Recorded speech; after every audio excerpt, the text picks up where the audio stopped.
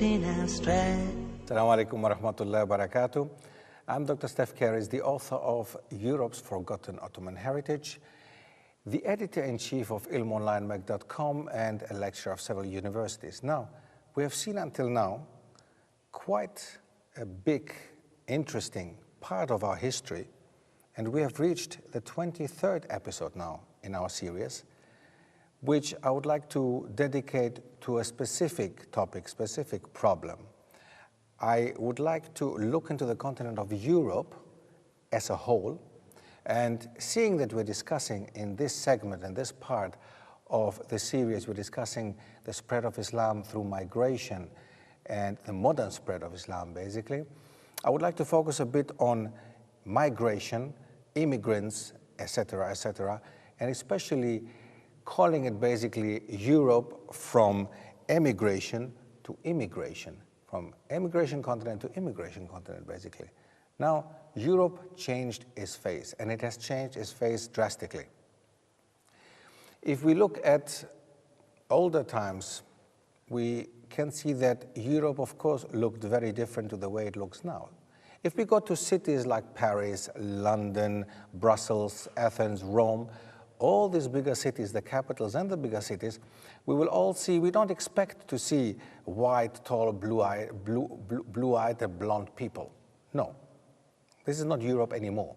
Maybe, if it ever was, maybe it was for a specific part of Europe. No, nowadays, we do have a healthy mix of population, mashallah, from all over the world.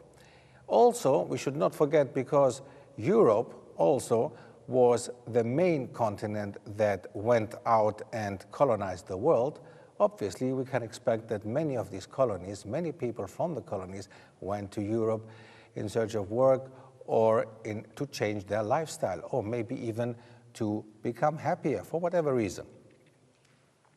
So migration is playing and will be playing an important role in Europe, and not only in Europe, but Europe, of course, is the continent which is called the old continent, the new one. America, of course, is a continent of immigrants, no doubt about it. Australia, a continent, again, a country and continent. Australia and New Zealand, basically both countries of immigration, no doubt about it.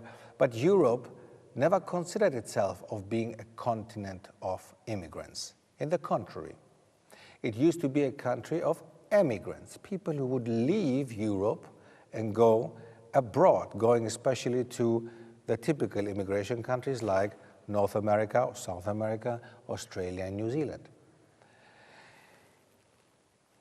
Pre-Indo-European tribes were the ones that firstly settled in nowadays Europe, and this can be seen with the names that are left behind: Iberia, Basque, Caucasian. All these are names that indicate that Indo-European or pre-Indo-European tribes even settled in Europe. Since 800 BC, the first Germanic tribes migrated from Scandinavia all the way down to the continent, and since 450 BC, two Indo-Germanic tribes populated North, Central, and Southern Europe, coming from the area of the Black Sea. Several other tribes from Crimea and the Caucasus migrated through Minor Asia, the area of Turkey, to Southern Europe, as well as to the Balkans, East Germany, Bavaria, and Northern Italy. Now, do you understand now why Americans, when they refer to people of white complexion, they would say Caucasian male, Caucasian female, instead of white or whatever? So that's where this term comes from, because most of the tribes, or a big percentage of the tribes that settled in Europe, came from the area of the Caucasus. Then we have to look into the Roman Empire. The Roman Empire brought with it also Christianity. There where the Roman Empire at the beginning was a rival of Christianity and an enemy, it became the biggest part that basically promoted Christianity. Roman Empire, the biggest empire that promoted Christianity. Especially, of course, we're talking about Constantinople, the Byzantine Empire, which Constantinople, the very name is the name given to from the emperor, Emperor Constantine, who accepted Christianity first and made it a Christian empire. The Roman Empire in the west of Europe disappears and becomes a Christian Germanic Empire. Now, 711, the Muslims arrive in the Iberian Peninsula, in Al-Andalus. We know what happens then for 700 years. And then again in the 15th century, the Ottoman Empire comes from the other side, this time from the east into Europe. And of course, that's where a lot of Muslims, a lot of people accepted Islam. Throughout all this time, Europe had accepted so many new peoples, cultures, languages, and religions that it had become its second nature. So at that time, it had become its second nature. Look at that. Now, but what happens once the Europeans arrive in America, so-called discover America for themselves, from the 1500s on, 1492, 1500s on? The big wave of European immigrants to the New World started from that time on. Now, between the years 1850 and 1933, this is how many years? This is a bit more than 70 years, 73 years. Imagine during that time, around 60 million Europeans immigrated to Canada, USA, Latin America, Australia, New Zealand, and South Africa. Imagine in this short period of time, not even 100 years, during not even a century, 60 million Europeans left Europe and went to the country of immigration, the countries of immigration, North America, South America, Oceania. Now, we have seen that now, before it was normal, basically, we saw that Europe accepted people from all over the world and was defined actually as Europe then. These people became Europeans. Now the Europeans leave Europe and they settle in America or in Australia, become Americans, become Australians, become South Africans or anything else. And this up to World War II. But then, of course, the world wars did not help for Europeans to find peace in Europe because Europe was heavily affected by World War I and World War II as well. And another big migration wave of Europeans headed towards North America, Australia, and South Africa again after World War II. We see how the other countries, because don't forget that time, World War II, they were still having colonies. The British, the French, they had colonies basically, and their colonies helped for people from the home countries basically to find refuge in these countries because life in Europe that time was very tough, very difficult. But things changed drastically after Europe is rebuilt. After the Second World War, after the 40s and the 50s, when the Americans helped Europe to prosper and be rebuilt again to become the old new continent, in the 1960s onwards, factories are built. Germany has come up on its feet again. France, the UK, Belgium, Holland, and so on. All these countries have come to a certain level, standard of living again. Now they need laborers. Now they need people to come and work in their factories because now they have more factories than they actually have workers, laborers. So what do? The industrialized and prosperous European nations such as Germany, Belgium, the Netherlands, the UK, France, and so on, they signed treaties with their poorer countries in the south of Europe, such as Italy, Greece, Spain, Portugal, and later also Turkey and so on, and get them to basically come over to work in their countries and in their factories. That was still not good enough. There were not enough people from the south of Europe to come. So now, what do? Don't forget, Britain had colonies until recently. Some of them were still there, basically, because some of them get independence mid-60s, after 60, end of 60s, 70s even. So Britain, France signed treaties with their former colonies, and many people come as workers, but also as refugees, basically, fleeing the countries that are becoming independent now, coming over to the UK, to Britain, to France, and to other European countries to work there, mainly from India, Pakistan, East Africa, North Africa, the Caribbean, etc., etc. So there, a big migration wave starts the other way around. This time, they go into Europe. They don't leave Europe, but this time, immigrants, they come into Europe from the poorer countries, from the South in general, from Africa, from Asia, from America. The big recession and oil crisis in the 1970s slows immigration down and slows migration of labor down. That means they had to stop, but now, what does Germany do, for example? The so-called guest workers, the Gastarbeiter who had come to Germany to work in the factories, are on their own. Their families are still back home. So Germany allows them, as the other countries do also, they allow them to take their families over. Family reunification, and that, of course, raises the percentage of foreign people in these countries, but also the percentage of Muslims in these countries, not only in Germany, but also in the UK, in Britain, and in France, and in other countries. There is, of course, much, much more to talk about. This is a rough idea of how Europe has changed, how its face has changed, and how important Islam was and played in the Muslims, what kind of role they played in Europe. So inshallah, we will go on after the break and hope to see you then. Assalamu alaikum wa rahmatullah. We are the Muslim Ummah, and each day that goes by, the harder we try. In gratitude we pray to Allah. The harder we try. In gratitude we pray to Allah. Assalamu alaikum wa rahmatullah, and welcome back after the break. Now, Europe and immigration is nowadays our topic. This episode focuses on the old continent, on Europe, and how it actually changed its face several times. There where Europe first became a continent which accepted people from all over the world to settle in BC, and they became Europeans. After that, these Europeans fled Europe due to hardship and difficulties in Europe and went to settle in the New World, in America, Australia, New Zealand, South Africa.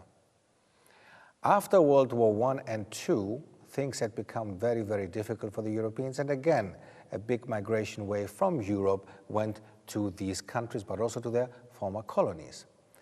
Now, what happens in the 60s? Factories were built, the Americans helped Europe to come up on its feet, and now it needs workers. It accepts people from its former colonies, but also Southern Europeans as well as Turks to come over and work in their factories, and most of them in the end, remained there. After the recession in the 70s, they were allowed to take their families over.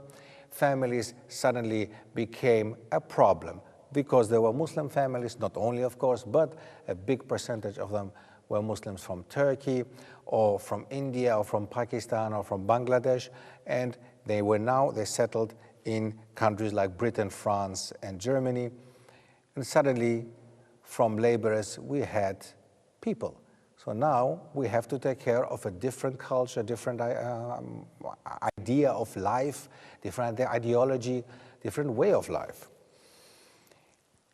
Since the beginning of the 1980s, the number of refugees and asylum seekers started increasing, 300,000 per year.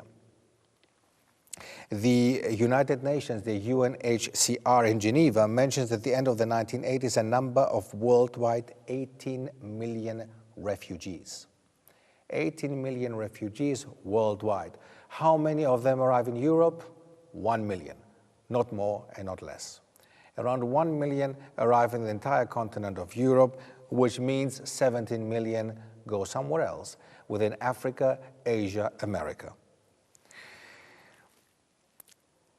During the 1990s, after an important incident, the fall of the Berlin Wall, the fall of communism, the European Union is being challenged by an influx of refugees from the former Eastern Bloc states such as Poland, Albania, Romania, Hungary, Czech Republic, Slovak Republic, etc., etc. Many Russians who claim ancestry, German ancestry, come to Germany, get papers within no time, at the beginning at least, and settle in Germany or in other countries, of course.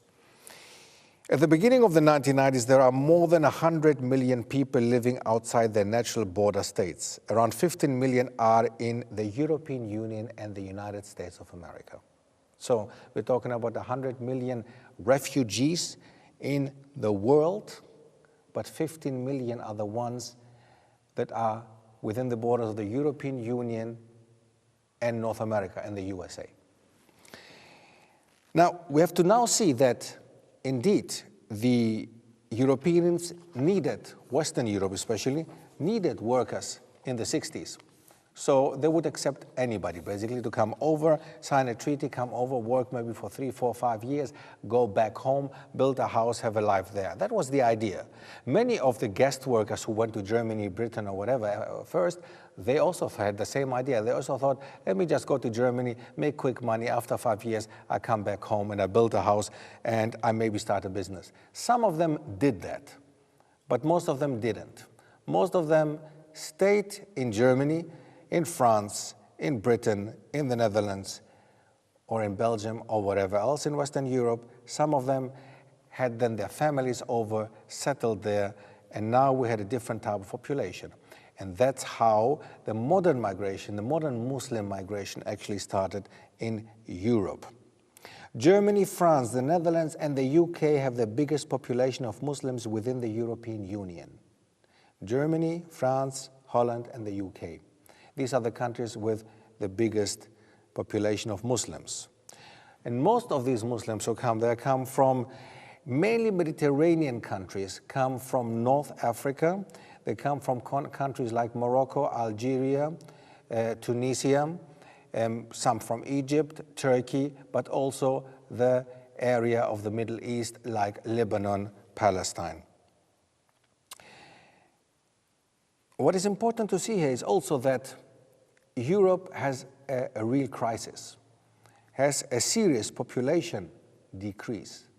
So, according to statistics of the European Union, the European population decreases in such an amount that it leaves the population in North Africa far behind. North Africa increases with 2.5%, whereas the European population decreases with most probably more than 4%. And these are old data that I'm citing here now.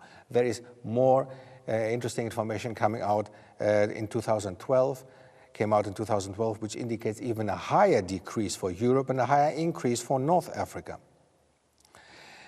Nowhere in the European Union, except in Ireland, is there a real increase of population. Again, this is from 2001. Nowadays, even Ireland has a decrease of population. According to the statistics of the European Commission, it is being expected that during the years of 1995 and 2025, the Italian population will decrease 9%, the Belgian 6%, and the Danish 7%. What does that mean for Europe? It means not enough young people to support the pension system, not enough young people to work where it's necessary, not enough young people to keep up the important work in the European Union. So we need more people to come and work, and not only within Europe, but also from outside. Does this make sense to the Europeans? Do you really think that the Europeans would accept this? Now, there is not only the problem of having people from other countries coming over and settling in a new nation and basically trying to integrate or even assimilate them into their nation. But these people who come, most of them have different cultures, and the biggest problem here for the Europeans, most of them had different religions. And the biggest problem of religion there is Islam. Many of them consider Islam as being hostile to European society.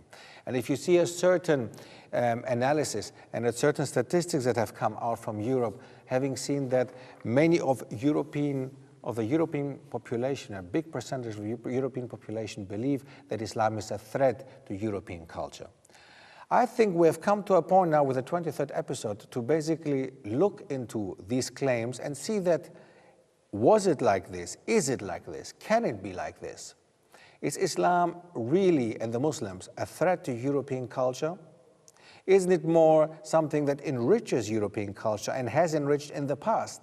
Look at Al-Andalus, look at Sicily, look at France, look at Greece, look at the Balkan countries. Now, if we look at all these countries that have been influenced by Muslims, what has come out of there is not necessarily negative, right? And we all agree to that. In the 20th century alone, the world population rose from 2 billion in 1920 to 6 billion inhabitants in 2000.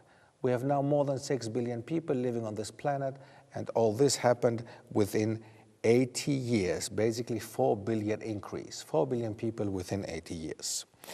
If we take a look at the countries in the Maghreb region, again, we will find a dramatic increase of population. 1950, the population there was 62 million people.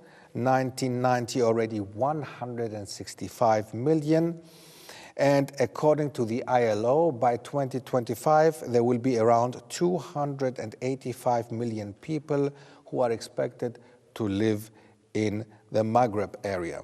And most of them will have no employment and will have to try to reach a prosperous and near European countries. Not as prosperous as they used to be, of course. Europe is suffering. Europe and the European countries and the European Union, they have serious problems, serious economic problems, but also social problems. These countries in Europe, who actually were before, they became prosperous because of their colonies and because of being able to expand outside of Europe, and because of many of them Europeans who could go to America, emigrate to North and South America, to Australia, etc. Now they're suffering. They cannot do that easily anymore. Now the world has changed. The world has changed in such a way that if we're talking about Islamic and Muslim immigrants coming to the country, this is not the whole picture.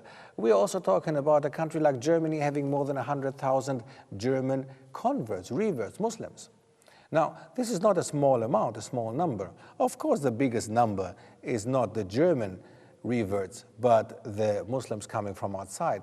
But they're not the ones who are trying to spread Islam within Germany or within their countries. The ones who came from outside came for employment. They were not interested in spreading Islam. They were not interested, they weren't even knowledgeable to spread Islam in Europe. In the contrary, many of them just knew some Turkish cultural traditions, some Algerian, North African traditions, and would pray just simply because of their fathers praying, or would have some connection to Islam because of where they came from, and not really necessarily consciously.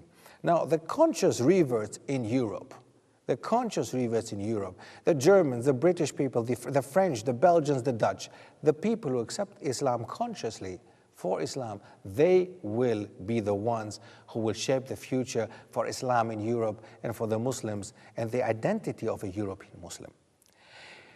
As we can see in America, as we saw before, in America, in the United States and in Canada, North America, we see pretty clear that the picture of Islam there has changed totally again. It's not some Arab immigrants. In the country, we saw that the Arabs going to America were mostly Christians.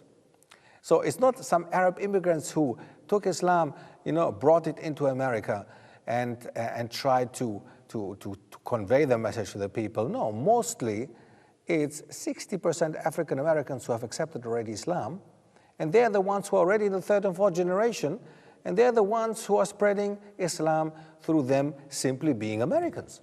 Okay? Now in Europe is, of course, in comparison to America, to the States, Europe is a much more complex situation because Europe has quite a big number of countries which are very different in their structure, in their history, in their social structure. So basically, Europe is very, very different to America and to North America especially. You cannot compare really these two continents with each other. The European Union alone has 27 countries, very different in their structure, very different in their forms, very different in their ideology and mentality. A Greek is not on the same level like a Swede in many ways. A German does not accept and doesn't see Islam the way that a Spaniard looks at it, because of difference in history, of course.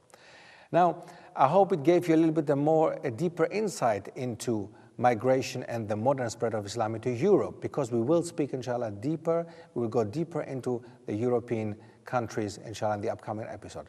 And I hope to see you soon. Assalamu alaikum wa rahmatullah. We are the Muslim Ummah, and each day that goes by, the harder we try. In gratitude we pray to Allah. Chosen as part of the best of mankind, we spread the word of Islam. Every difficulty faced in our lives makes us realize that it's just part of Allah's plan. Feeling stronger, we take it in our stride. We are the Muslim Ummah, and each day that goes by, the harder we try. In gratitude we pray to Allah. Chosen as part of the best of mankind, we spread the word of Islam.